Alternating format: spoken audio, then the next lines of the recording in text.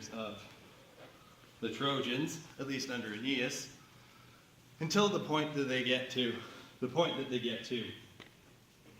Carthage. Okay.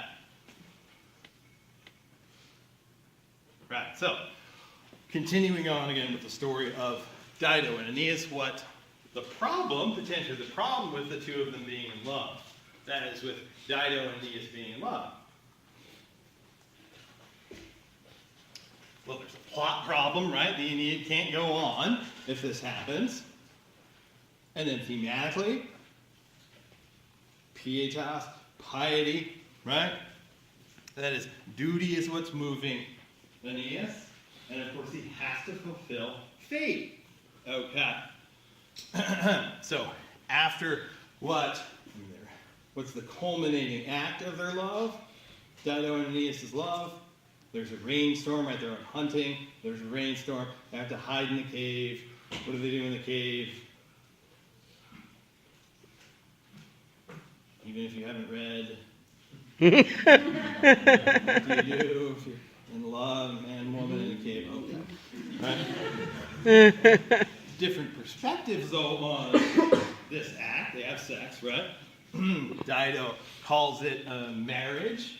Aeneas later, at least when he's confronted by Dido, as he's about to leave, he says, no, it wasn't a marriage.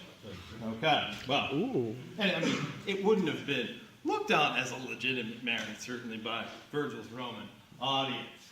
All right, so Jupiter sends Mercury. Mercury reminds Aeneas, okay, we got to get going.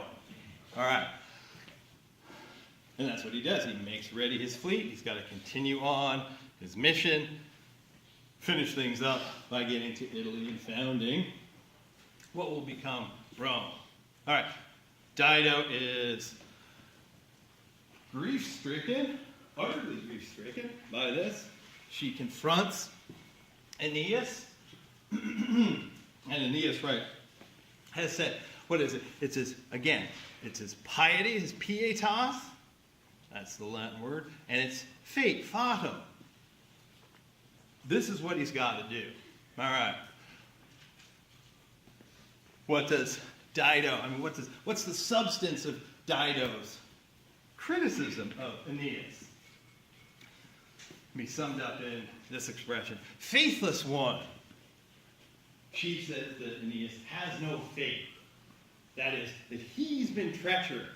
Okay, then we're going to start to think about, well, how did Virgil intend us to see Dido?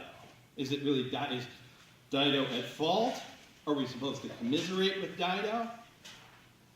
And by calling Aeneas faithless, which he's been, okay, yes, he certainly has to carry out his faith. He has to be pious, but he's been faithless. And what did I say is the typical stereotype of the Carthaginians from a Roman perspective? Is that they didn't have any faith. Right. They have punic faith. That means they have no faith. That is that they're treacherous. And Romans always keep their word. Well, here the tables are turned, right? Okay. So we have to think then, is this, apart from what we're supposed to think of Dido, what are we supposed to think of Romans? If this is what Virgil's insinuating. Yeah.